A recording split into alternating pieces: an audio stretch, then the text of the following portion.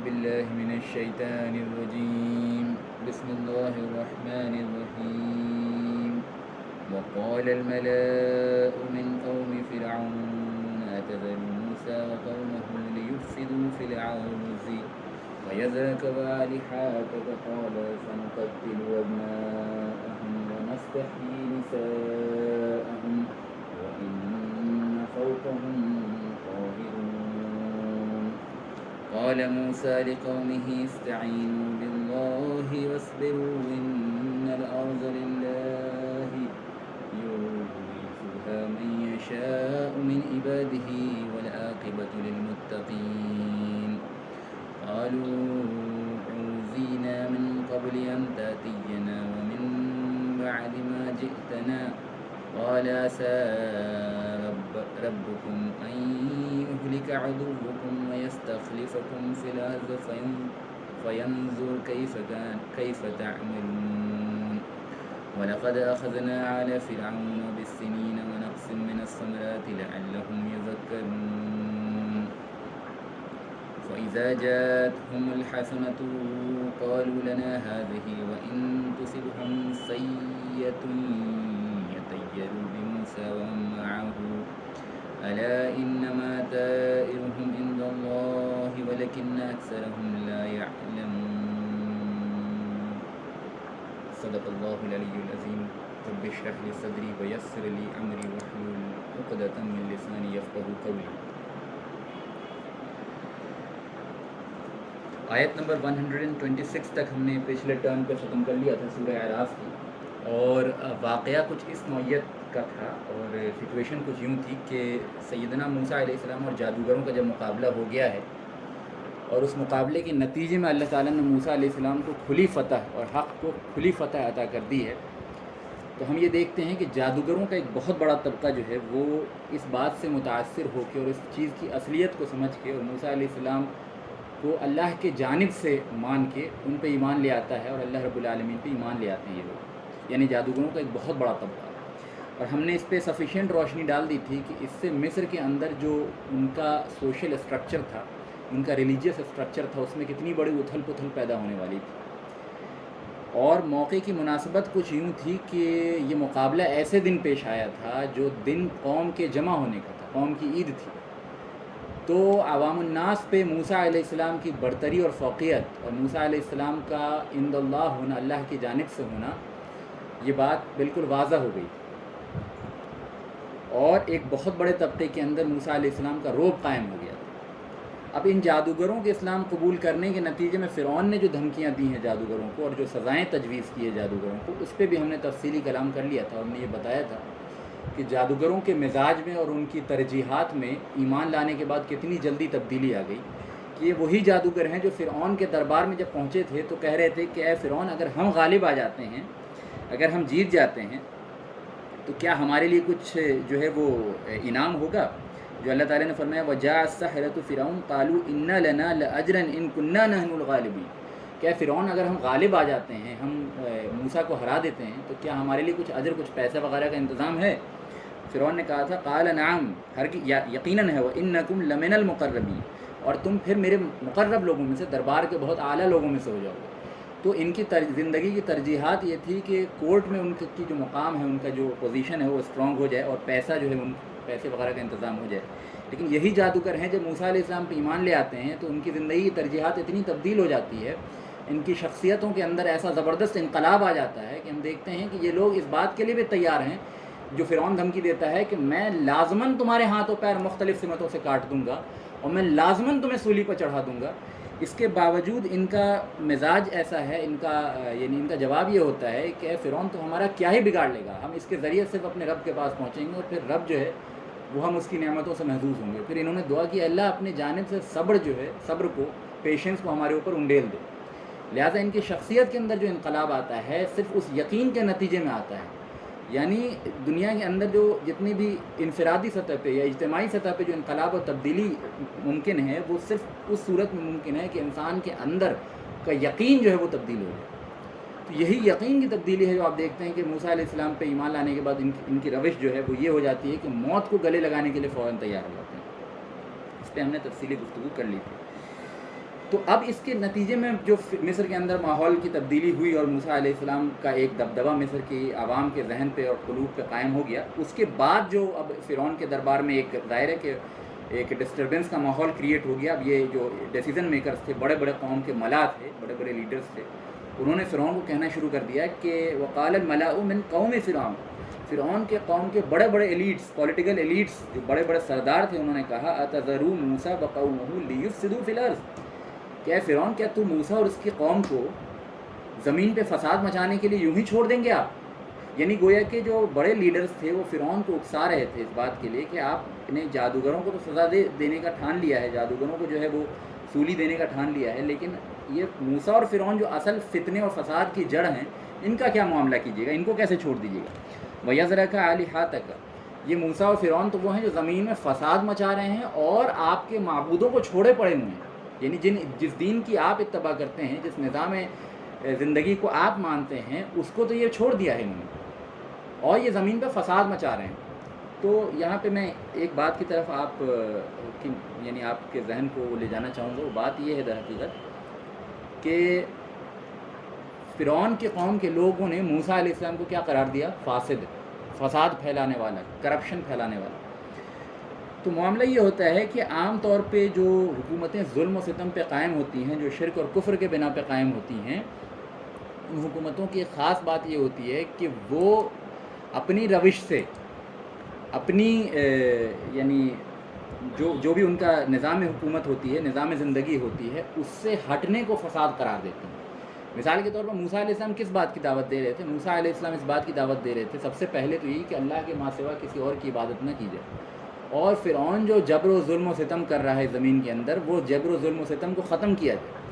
تو در حقیقت موسیٰ علیہ السلام کی دعوت کسی فساد کی نہیں تھی، موسیٰ علیہ السلام کی دعوت تھی کہ وہ فساد جو زمین کے اندر برپا کیا گیا، وہ فساد جو شرک و کفر اور ظلم و ستم کی وجہ سے مصر کے اندر عام رواں تھا، اس فساد کے خلاف مخالفت کر کے اصلاح کا نظام کو قائم کرنا جو تھا، وہ اصل موسیٰ علیہ السلام کا مقصد تھا، چاہے وہ اصلاحی نظام جو ہے وہ انفرادی سطح پہ توحید کے نفاذ کے ذریعے ہو یا اجتماعی سطح پہ عدل کے نفاذ کے ذریعے ہو، ٹھیک ہے۔ تو یہ ہمیشہ سے ہوتا آیا ہے، عام لوگوں کے ذہن میں جو فساد ورڈ ہے اس کا تصور بالکل غلط ہوتا ہے، یعنی فساد کا تصور عام ذہنوں میں یہ ہوتا ہے کہ جس طریقے سے زندگی ہم گزار رہے ہیں اس میں اگر کوئی انقلابی تبدیلی آ جائے،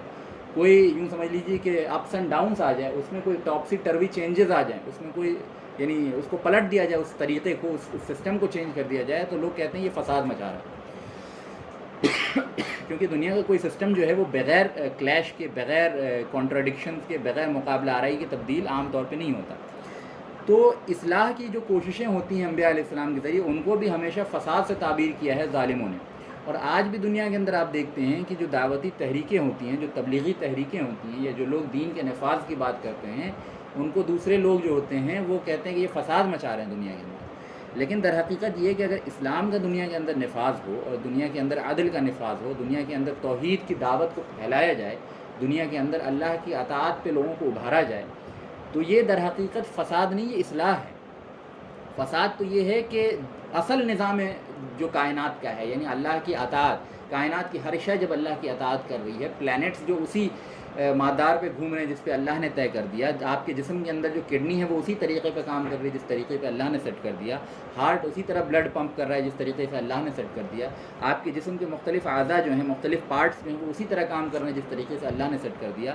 نظام جو ایکو سسٹم ہے اور ایکولوجیکل بیلنس ہے وہ اسی طرح کام کر رہا ہے جس طرح اللہ نے سیٹ کر دیا، سیاروں کا نظام جو ہے، ستاروں کا نظام جو ہے، ستاروں کے اندر جو نیوکلیئر ریاکشنز ہو رہے ہیں اور سورج کے اندر جو نیوکلیئر ریاکشنز ہو رہے ہیں، ہیٹ ویوز پروڈیوس ہو رہی ہیں، پھر یہ کہ جو سیٹلائٹس کا موومنٹ ہے، مون کا موومنٹ ہے، پھر یونیورس کی مختلف اور چیزیں ہیں، ان کا جو موومنٹ ہے، جس طریقے پہ اللہ نے ان کے لیے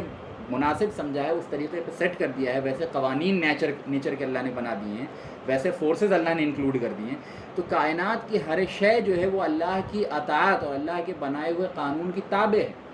تو گویا کہ انسان ہی وہ مخلوق ہے، انسان و جنات ہی وہ آزاد مخلوق ہے جو اللہ کے بنائے ہوئے قانون کی بغاوت کی صلاحیت دنیا کے اندر رکھتا ہے۔ تو یہ بغاوت جو ہے، یہ اللہ کے بنائے ہوئے قانون، جو شریعت کے قوانین ہیں جو اللہ نے نازل کیے ہیں، ان کے خلاف جو چلنا جو ہے، ان کے خلاف عمل کرنا جو ہے، ان کے خلاف اپنی سماج کی تشکیل کرنا جو ہے، یہ در حقیقت فساد ہے، یہ اصل میں کرپشن ہے۔ اور اس کی اصلاح کی کوشش کرنا جو ہے یہ کرپشن نہیں ہے، یہ فساد نہیں ہے دنیا کے اندر، دنیا کو شرک اور کفر سے نکال کے توحید کی طرف لانا جو ہے یہ فساد نہیں ہے، یہ عین اصلاح ہے۔ لیکن ہمیشہ سے ظالموں نے جو ہے وہ اسلامی کوششوں کو اور اسلامی دعوتوں کو اور اسلامی تحریکوں کو اور دعوت توحید کو اور شرک کی مخالفت کو اور عدل کے نظام کے قیام کی جد و جہد کو ہمیشہ سے فساد سے تعبیر کیا ہے۔ تو فرعون نے بھی جو ہے موسیٰ علیہ السلام کی کوشش کو کیا کہا کہ یہ فساد،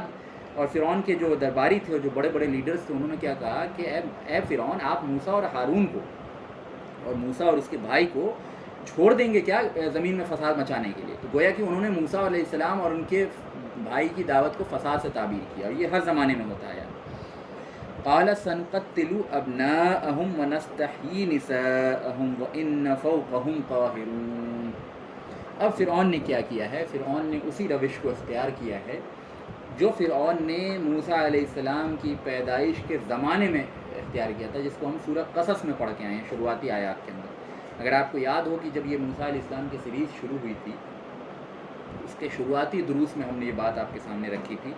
کہ بنی اسرائیل کی ایلیمینیشن کا کام جو ہے وہ فرعون نے اس طرح کیا تھا کہ اس کے بیٹوں کو ذبح کرنا، بنی اسرائیل میں جو بھی نئے بچے پیدا ہوں لڑکے مرد، ان کو ذبح کیا جائے اور ان کی عورتوں کو زندہ رکھا جائے تاکہ وہ عورتیں کمزور رہیں، اور وہ عورتیں جب کمزور رہیں گی، مرد ان کے پروٹیکشن کے لیے نہیں رہیں گے، تو وہ پھر مجبور ہو جائیں گی فرعونیوں کی اطاعت کرنے کو اور فرعونیوں کی خدمت کرنے کو۔ گویا کہ غلامی کا ایک ماسٹر پلان جو تھا فرعون کا وہ یہ تھا کہ بنی اسرائیل کے مردوں کو قتل کر دیا جائے اور بنی اسرائیل کی عورتوں کو غلام بنا لیا جائے۔ تو یہ اس وقت تھا۔ اب جب موسیٰ علیہ السلام کی جو برتری اور ان کی دعوت و تبلیغ جو ہے عام ہونے لگی مصر کے اندر، تو فرعون نے دوبارہ اس بات کی صحیح کی کہ موسیٰ علیہ السلام اور یعنی بنی اسرائیل کے ساتھ ان کے ایمان لانے کی وجہ سے اور موسیٰ کے سپورٹ کرنے کی وجہ سے ہم کیا کریں گے؟ قال سنقتل ابناءهم، کہ ہم لازماً ابھی قتل کر دیں گے ان کے بیٹوں کو، ونستحیی نساءهم، اور ان کی عورتوں کو زندہ رکھیں گے، وَإِنَّ فَوْقَهُمْ قَاهِرُونَ، اور بے شک ہم پوری قدرت رکھتے ہیں بنی اسرائیل کے اوپر، ہم ان کے اوپر پورا اختیار رکھتے ہیں۔ گویا کہ ہمیشہ اہل باطل جو ہوتے ہیں، اہل باطل یعنی جو باطل کے ظالم قوم جو ہوتی ہے، ظالم حکمراں جو ہوتا ہے، اس کو ہمیشہ اس چیز کا خیال ہوتا ہے، ہمیشہ وہ چیز اس کے ذہن میں بیٹھی ہوتی ہے کہ ہم جو ہے وہ عوام کے اوپر پورا اختیار رکھتے ہیں، ہم جو قانون بنا کے دیں گے، جس طرح ظلم کرنا چاہیں گے کریں گے، کوئی ہمارے ہاتھ پکڑنے والا نہیں ہے۔ تو یہ فرعون کو بھی یہی خیال تھا، لیکن اللہ تعالیٰ کا عدل جو ہے وہ اپنے وقت پہ ہوتا ہے، لیکن جب ایک بار ہو جاتا ہے تو پھر اس کو کوئی تبدیل نہیں کر سکتا۔ تو فرعون کے ساتھ کیا معاملہ ہوا وہ آگے ہم انشاءاللہ پڑھیں گے۔ قال موسیٰ، اب ظاہر ہے کہ فرعون نے یہ پلاننگ سٹارٹ کر دی اور بنی اسرائیل کے اولادوں کو قتل کرنا دوبارہ سے شروع کر دیا۔ اب کتنی بڑی آزمائش رہی ہوگی بنی اسرائیل کے لیے، کتنا بڑا، یعنی سمجھ لیجیے کہ ہم بعض دفعہ ہم لوگ جو ہیں وہ سمجھتے ہیں کہ بنی اسرائیل بڑی نافرمان قوم تھی اور بہت جو ہے انہوں نے انبیاء علیہ السلام کو پریشان کیا، اس میں کوئی دو رائے نہیں ہے کہ نافرمانی انہوں نے کی ہے، لیکن آپ یہ بھی تو سمجھیں کہ ان کا امتحان کتنا بڑا تھا۔ اس امت کا امتحان اتنا سخت نہیں ہوا ہے، یعنی پوری کی پوری قوم کے پیدا ہونے والے بچوں کو ان کے ماں باپ کے سامنے ذبح کر دینا، یہ کوئی چھوٹا امتحان ہے۔ یہ قصے کہانیوں میں پڑھنے کی حد تک تو ٹھیک ہے، لیکن جب جس انسان پہ گزرتا ہے وہی جانتا ہے کہ یہ کتنا بڑا امتحان ہے۔ خود اللہ نے قرآن میں فرمایا ہے کہ یہ بلاء مبین تھی، بہت بڑی آزمائش تھی، ٹھیک ہے۔ تو ہمیں آزمائش کو ہلکے میں نہیں لینا چاہیے، اور بنی اسرائیل نو ڈاؤٹ انہوں نے اللہ کی نافرمانی کی تھی، کمزور قوم تھی، لیکن ساتھ میں ان پہ آزمائشیں بھی تھی بہت۔ تو ہم یہ نہ سمجھیں کہ ہم جو ہیں وہ بنی اسرائیل سے بہت بہتر ہیں بعض معاملات کے اندر، ٹھیک ہے۔ یہ کہ الحمدللہ اللہ تعالیٰ نے اس امت کی بہت عظیم اکثریت کو بت پرستی اور شرک ظاہر سے بچایا ہے، لیکن اس کا ہرگز یہ مطلب نہیں ہے کہ یعنی یہ امت جو ہے بنی اسرائیل سے بہت زیادہ بہتر ہے، نہیں، ہم پہ آزمائشیں ویسی نہیں آئیں۔ تو اب موسیٰ علیہ السلام نے اپنی قوم سے کہا، قال موسیٰ لقومہ، موسیٰ علیہ السلام نے اپنی قوم سے کہا، لقومہ استعینوا باللہ واصبروا، کہ اللہ سے اپنی مدد طلب کرو اور صبر کرو۔ دیکھیے یہ وہ منتر ہے، یوں سمجھ لیجئے کہ اللہ سے مدد طلب کرنا یہ کہ اللہ سے دعائیں کی جائے، اللہ سے تعلق مضبوط کیا جائے اور اللہ سے قربت حاصل کی جائے مصیبت و پریشانی کے قریب۔ مصیبت و پریشانی جب اتنی بڑھ جائے کہ انسان ان کا مقابلہ نہیں کر سکتا ہے، تو صرف وہ جو ہے اللہ سے لو لگا سکتا ہے، اور اللہ سے لو لگائے گا تو اللہ تعالیٰ قوت و طاقت دے گا کہ مصیبت جو ہے، پریشانی جو ہے، ظلم ہے، اس کا مقابلہ کیا جا سکے۔ اور بغیر اللہ سے تعلق کے، بغیر اللہ سے قربت کے، بغیر اللہ سے جو ہے وہ کنیکشن بنائے ہوئے صبر جو ہے وہ ناممکن ہے۔ اسی لیے موسیٰ علیہ السلام نے جو پہلی چیز کی وصیت کی اپنے قوم کو وہ یہ کہا، لِقَوْمِهِ اسْتَعِینُوا بِاللَّهِ، کہ اللہ سے مدد طلب کرو، وَاصْبِرُوا، اور تم سب مل کے صبر کرو۔ اس موقع پر ان الارض للہ کہ بے شک زمین جو ہے وہ اللہ کی ہے، یورثھا من یشاء من عبادہ اللہ جسے چاہتا ہے اپنے بندوں میں سے زمین کی وراثت عطا کرتا ہے، والعاقبۃ للمتقین اور انجام جو ہے بالآخر وہ متقین کا ہونا ہے، یعنی اینڈ رزلٹ جو ہے وہ اصل میں اللہ تعالیٰ نے اس بات کا ارادہ کر لیا ہے کہ اینڈ رزلٹ جو ہے وہ اصل میں اللہ کے نیک بندوں کے لیے ہی بہتر ہوگا۔ یہاں اس آیت پہ میں آپ کو چاہوں گا کہ تھوڑا غور کریں اور آپ کو رسول اللہ صلی اللہ علیہ وسلم کی زندگی سے چند جو ہے وہ واقعات کے ذریعے اس آیت کے ضمن میں چند باتیں آپ کے سامنے رکھنا چاہوں گا۔ پہلی چیز تو یہ کہ موسیٰ علیہ السلام نے بہت بڑا بہت یونیورسل رول بیان کیا، ان الارض للہ کہ بے شک زمین جو ہے وہ اللہ کی، یورثھا من یشاء من عبادہ، تو اللہ اس زمین کی وراثت، اس زمین پہ حکومت، اس زمین پہ اقتدار، اس زمین کی اونرشپ اپنے بندوں میں سے جسے چاہتا ہے عطا کرتا ہے۔ گویا کہ زمین پہ حکومت جو ہے، ارض کے اوپر حکومت جو ہے وہ نیکی اور برائی کے بنا پہ نہیں دی جاتی، عام حالات اور ہمیشہ، یعنی یہ آپ نہیں کہہ سکتے کہ زمین کے اوپر حکومت ہمیشہ نیک لوگوں کی ہوگی، نہیں،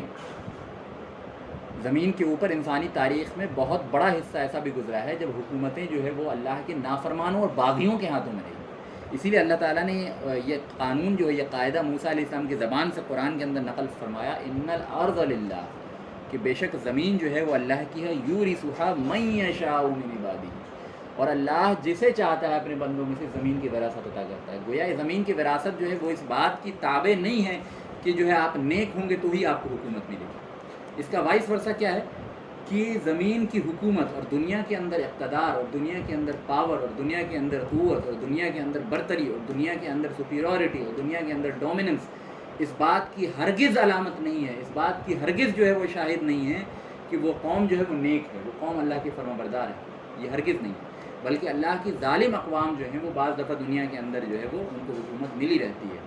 تو دنیاوی حکومت جو ہے وہ اللہ کے اس قانون کے تابع نہیں ہے۔ ہاں یہ الگ بات ہے کہ اللہ تعالیٰ نے یہ وعدہ کر رکھا ہے، اللہ تعالیٰ قرآن میں دوسرے مقام فرماتا ہے کہ وَكَتَبْنَا الزَّبُورَ بَعْدَ الذِّكْرِ کہ ہم نے زبور میں جو ہے وہ اللہ کے ذکر کے بعد اس بات کو لکھ دیا ہے کہ زمین کی وراثت جو ہے وہ بالآخر میرے نیک بندوں کو ہونی ہے۔ تو اینڈ آف دا ٹائمز میں دنیا کے اندر جو حکومت قائم ہوگی وہ بالآخر مؤمنین کی ہوگی، وہ متقین کی ہوگی، وہ اللہ کے نیک بندوں کی ہوگی۔ لیکن زمین کی انسانی تاریخ کا ایک بہت بڑا حصہ ایسا بھی گزرا ہے جس میں حکومتیں کفار و مشرکین کے ہاتھ میں۔ اب آپ یہ بتائیے کہ عام ذہنوں میں بعض دفعہ یہ سوال پیدا ہوتے ہیں کہ یار اگر یہ کفار و مشرکین جو ہیں اللہ کے اتنے ہی نافرمان ہیں، اتنے ہی اللہ کو ناپسند ہیں، تو ان کو حکومت کیوں ملی ہوئی ہے؟ ان کو دنیا کے اندر اقتدار کیوں ملا ہوا ہے؟ ان کو دنیا کے اندر فوقیت کیوں ملی ہوئی ہے؟ تو اصل میں یہ سوال جو ہے وہ ایک ان کوالیفائڈ ازمپشن پر بیس ہے۔ وہ ازمپشن یہ ہے کہ دنیا جو ہے وہ یعنی دنیا جو ہے جزا اور سزا کی جگہ ہے۔ اگر انسان یہ مان لے کہ دنیا کے اندر جو رزلٹس آتے ہیں وہ انسان کے ورچوز کے بنا پہ آتے ہیں، اگر یہ ایزمپشن اس کے دل میں ہوگا تبھی وہ اس طرح کا سوال کرے گا، ورنہ اگر یہ جو اسلامی تصور ہے دنیا کا وہ تو یہ ہے کہ ہم نے موت و حیات کو اس لیے پیدا کیا تاکہ تمہیں آزمائیں۔ تو آزمائش جو ہوتی ہے وہ کبھی بھی آئیڈیل کنڈیشنز میں نہیں ہوتی، آزمائش جو ہے وہ آئیڈیل قوانین کے تحت نہیں ہوتی۔ یعنی آپ ایگزام ہال میں جاتے ہیں تو آپ سے وہ سوالات پوچھے جاتے ہیں جن سوالات ایسا نہیں کہ وہ سوالات اس لیے پوچھے جاتے ہیں کہ وہ ایگزامینر کو معلوم نہیں ہوتے، وہ سب کو معلوم ہوتے ہیں، لیکن وہ سوالات ٹیسٹ کے لیے پوچھے جاتے ہیں۔ پھر بہت سے ایسے پریکٹیکل ایگزامس ہوتے ہیں ملٹری وغیرہ میں اور بھی دوسرے یعنی ٹریننگ کیمپس میں کہ وہ پریکٹیکلی آپ کے سامنے ایسی سچویشن کریٹ کرتے ہیں کہ آپ کو ڈیسیزن لینا پڑتا ہے، ٹھیک ہے؟ تو ایسا نہیں ہے کہ وہ آپ سے آپ ڈیسیزن نہیں لیں گے تو وہ حقیقت میں وہ یعنی وہاں معاملہ پرابلمٹک ہو جائے گا، نہیں، لیکن وہاں آپ کی ڈیسیزن میکنگ کی صلاحیت کو چیک کرنے کے لیے ویسی فالس سچویشن کریٹ کی جاتی ہے۔ تو امتحان جو ہوتے ہیں دنیا کے اندر بھی کوئی بھی ایگزام ہوتا ہے وہ ایگزام ان آئیڈیل کنڈیشنز میں ہوتا ہے اور ان آئیڈیل ازمپشنز کے تحت ہوتا ہے اور ان آئیڈیل سچویشن کریٹ کر کے ہوتا ہے۔ تو یہ دنیا جب اللہ تعالیٰ نے امتحان کے لیے بنائی ہے تو اس دنیا کے امتحان میں ہمیشہ ورچوز کے بنا پہ جو حکومت اور ورچوز کے بنا پہ ترقی نہیں دی جاتی۔ لہٰذا اس دنیا کے اندر جو یعنی قانون بیان کیا ہے کہ اللہ کی زمین اللہ جسے چاہتا ہے وراثت عطا کرتا ہے، لیکن اللہ نے کیا ایک اور کیا وعدہ کر دیا، والعاقبۃ للمتقین، انجام اصل میں جو ہے آخرت کے دن بہت اعلیٰ اللہ کی نعمتوں سے بھری ہوئی جنت جو ہے، بہت عظیم الشان کائنات جو ہے جنت کی، وہ در حقیقت متقین کے لیے ہے۔ اس میں جو متقین کی بادشاہت ہوگی، اس میں جو ان کی برتری ہوگی، اس میں جو ان کا مقام و مرتبہ ہوگا، اس کا تصور جو ہے وہ ممکن یہاں نہیں ہے۔ تو اس پہلو کو بہت اچھے طریقے سے سمجھ لیں کہ اصل میں جو وراثت ہے زمین کی، وہ اللہ کے اپنے ایک علیحدہ قانون کے تحت ہوتی ہے، وہ صحیح اور غلط کے بنا پہ نہیں ہوتی۔ ہاں یہ الگ بات ہے کہ اللہ نے یہ وعدہ ہم سے کر رکھا ہے کہ اگر ایمان والوں کی ایک سگنیفیکنٹ جماعت تیار ہو جائے دنیا کے اندر اور وہ اللہ کے دین کے لیے جد و جہد کریں، تو اللہ تعالیٰ ان کو بھی دنیا کے اندر حکومت دے دے گا کچھ وقت کے لیے، اور ان کو بھی آزمائے گا، جیسے صحابہ کرام کے ساتھ ہوا کہ ان کو بھی اللہ نے دنیا کے اندر حکومت دی، اور پھر مسلمانوں کی حکومت جو ہے وہ عثمانیہ خلافت کے روپ میں اور امید خلافت کے روپ میں، اگرچہ ان میں کچھ کمیاں تھیں، اور جو ہے عباسی خلافت کے روپ میں ان میں بھی کچھ کمیاں تھیں، لیکن یہ کہ اللہ نے حکومت جو ہے وہ قائم کر کے دی تھی اور پھر آزمایا تھا لوگوں کو، ٹھیک ہے۔ تو پھر بالآخر جو ہے دنیا کے اندر اینڈ آف ٹائمز میں، جیسا کہ حدیث میں آیا کہ مسلمانوں کی حکومت جو ہے دنیا کے ہر خطے میں قائم ہو جائے گی، اور عیسیٰ علیہ السلام اور حضرت مہدی کے دور میں یہ معاملہ ہوگا، لیکن یہ ہمارا ابھی کا ٹاپک نہیں ہے۔ تو بس بتانا یہ مقصود ہے کہ دنیا کے جو قوانین ہیں حکومت کے اور اللہ کی جو سنت ہے حکومت دینے کی، وہ مختلف ہے اللہ کے تقاضائے عدل سے اور اللہ کے قوانین عدل سے۔ لہٰذا ہم یہ ہرگز یہ نہ سوچیں کہ اللہ تعالیٰ نے اگر ظالم کو حکومت دی ہے تو ظالم اللہ کا محبوب ہو گیا ہے نا، یا اللہ نے ظالم کے ساتھ عدل کیا ہے، نہیں، وہ ایک الگ اللہ کا قانون ہے کہ حکومتیں کس کو کیسے دینی ہے، کب دینی ہے، کس طرح امتحان لینا ہے، اور کس کو حکومت دے کے کس قوم کو آزمانی ہے، کس قوم کو پریشانی میں ڈال کے کس قوم کو آزمانی ہے، یہ سارے معاملات جو ہیں وہ غیب کے پردے کی ہیں، وہ اللہ بہتر جانتا ہے۔ لیکن اور یہی جواب جو ہے رسول اللہ صلی اللہ علیہ وسلم جب دعوتی تحریک جب مکہ کے اندر تھے اور آپ مختلف قبائل میں دعوت دینے جاتے تھے، جو لوگ آپ میں سے سیرت کے پروگرام میں شامل ہو رہے ہیں وہ انشاءاللہ جب ہم اس مقام میں پہنچیں گے اس پہ تفصیلی گفتگو ہم کریں گے۔ تو جب مختلف قبائل میں آپ دعوت دینے جاتے تھے تو بعض قبائل آپ سے یہ مطالبہ کرتے تھے کہ اللہ کے رسول آپ کی ہم رسالت پہ تو ایمان لے آئیں گے اور آپ کو پروٹیکشن بھی دیں گے، لیکن آپ ہم سے یہ عہد کیجئے کہ آپ کے انتقال کے بعد، آپ کے دنیا سے جانے کے بعد حکومتیں ہمارے خاندان میں آ جائیں گی، ٹھیک ہے۔ تو اللہ کے رسول صلی اللہ علیہ وسلم نے اس پہ بھی وہی جواب دیا ہے جو اس آیت کے اندر موسیٰ علیہ السلام نے بیان کیا، ان الارض للہ، کہ بے شک زمین جو ہے وہ اللہ کی ہے، یورثھا من یشاء من عبادہ، وہ اس زمین کی وراثت عطا کرتا ہے اپنے بندوں میں سے جسے چاہتا ہے، والعاقبۃ للمتقین، اور انجام جو ہے آخرت کا وہ اصل میں متقین کے لیے۔ اس کا ہرگز یہ مطلب نہیں کہ اسلام جو ہے سیاسی اصول کی بات نہیں کرتا یا اسلام جو ہے دنیا کے اندر حکومت کی بات نہیں کرتا، بالکل کرتا ہے، بلکہ صحابہ کرام نے حکومتوں کا ایکسپینشن جنگوں کے ذریعے کیا ہے دنیا کے اندر، ٹھیک ہے، وہ تاریخ اس بات کی گواہ ہے، اور حکومتوں کا ایکسپینشن اس وجہ سے کیا ہے تاکہ اسلام کی دعوت و تبلیغ جو ہے وہ آسان ہو جائے اور عدل کا نفاذ جو ہے دنیا کے مختلف خطوں میں ہو سکے، ٹھیک ہے۔ لیکن اس کا یہ ایک الگ بات ہے، اور یہ ایک الگ بات ہے کہ اللہ تعالیٰ ظالموں کو بھی دنیا کے اندر حکومت دیتا ہے، تو ہمیں ہرگز جو ہے کسی کی حکومت ہونے کے بنا پہ یہ نہیں کہنا چاہیے کہ وہ شخص جو ہے وہ راہ راست پہ۔ آگے اللہ تعالیٰ آگے جو ہے وہ اب یہ نصیحت جو موسیٰ علیہ السلام نے کر دی، تو بنی اسرائیل نے اس کے بعد جو بات کہی ہے وہ ہم انشاءاللہ پڑھنے جا رہے ہیں۔ قالوا اوذینا من قبل ان تأتینا ومن بعد ما جئتنا، تو بنی اسرائیل نے کہا کہ اے موسیٰ علیہ السلام، آپ کے آنے سے پہلے بھی ہمیں اذیت دی جاتی تھی، یعنی آپ جس وقت پیدا ہو رہے تھے اس وقت بھی ہمارے ساتھ فرعون نے یہی معاملہ کیا کہ ہمارے بچوں کو جو ہے قتل کیا۔ ظاہر ہے یہ بہت ڈپریسنگ مومنٹ رہا ہوگا، آپ سمجھیں کہ قوم اپنے نبی سے یہ بات کہہ رہی ہے، کتنا ڈپریسنگ مومنٹ ہوگا ایک ماں باپ کے لیے کہ اپنے بچوں کو ذبح ہوتا دیکھ رہے ہیں، صبح و شام جو ہے وہ بچے ذبح ہو رہے ہیں بنی اسرائیل کے محلوں کے اندر، اور ان کو قتل کیا جا رہا ہے، تو ہمتیں جو ہے ٹوٹ گئی ہوں گی بالکل، اور اسی مقصد کے تحت جو ہے وہ ظالم لوگ جو ہیں وہ ظلم و ستم اسی وجہ سے کرتے ہیں، یا جو ہے وہ قید اور بند اس طرح کی چیزیں کرتے ہیں اور سزائیں دیتے ہیں مسلمانوں کو، اسی وجہ سے دیتے ہیں تاکہ عام مسلمانوں کی ہمت ٹوٹ جائے۔ اصل میں ہمیں ایسے موقع پہ مزید ہمت کا ثبوت دینا چاہیے اور مزید مضبوطی سے جو ہے اپنی بات پہ جمنا چاہیے، لیکن یہاں پہ ہمتیں جو ہے ٹوٹنے لگی بنی اسرائیل کی، تو انہوں نے کہا قالوا اوذینا من قبل ان تأتینا، کہ موسیٰ علیہ السلام آپ کے آنے سے پہلے بھی ہمیں اسی طرح کا جو ہے وہ اذیت دی جاتی تھی، ومن بعد ما جئتنا، اور آپ کے آنے کے بعد بھی اسی قسم کی اذیت ہمیں دی جانے لگی ہے۔ اب اس کے جواب جو موسیٰ علیہ السلام نے دیا ہے تو اس کے بارے میں ہم پڑھتے ہیں۔ قال عسیٰ ربکم، اب موسیٰ علیہ السلام نے کہا کہ امید ہے کہ تمہارا رب ان یہلک عدوکم، کہ تمہارے دشمنوں کو ہلاک کر دے، ویستخلفکم فی الارض، اور تمہیں زمین کے اوپر خلافت عطا کر دے، فینظر کیف تعملون، اور پھر یہ دیکھے کہ تم کیسے عمل کرتے ہو۔ اس آیت پہ یہ یعنی آخری آیت ہوگی، آیت نمبر 129، اس پہ میں اپنی بات کو ختم کر دوں گا، لیکن اس آیت کے اس ٹکڑے پہ میں ذرا آپ کے سامنے جو ہے چند باتیں رکھنا چاہوں گا۔ موسیٰ علیہ السلام نے کہا کہ امید ہے کہ تمہارا رب جو ہے تمہارے دشمنوں کو ہلاک کر دے. دیکھیے اس آیت کو ہم 3 زمانے کے حساب سے سمجھیں گے. ایک تو یہ جب بات موسیٰ علیہ السلام نے کہی ہوگی بنی اسرائیل کو تو بنی اسرائیل کے قلب پہ کچھ تاثرات ہوئے ہوں گے, کچھ چینجز آئے ہوں گے, کچھ امیدیں بندھی ہوں گی, ٹھیک ہے. دوسرا کہ یہی آیت جب رسول اللہ صلی اللہ علیہ وسلم مکے کے اندر پڑھ رہے تھے, سورہ اعراف کی یہ آیتیں جب مکے کے اندر رسول اللہ صلی اللہ علیہ وسلم پڑھ رہے تھے تو صحابہ کرام کے دلوں پہ بھی یہ اس آیت کے ذریعے اشارتاً یہ اشارہ ملا کہ بھائی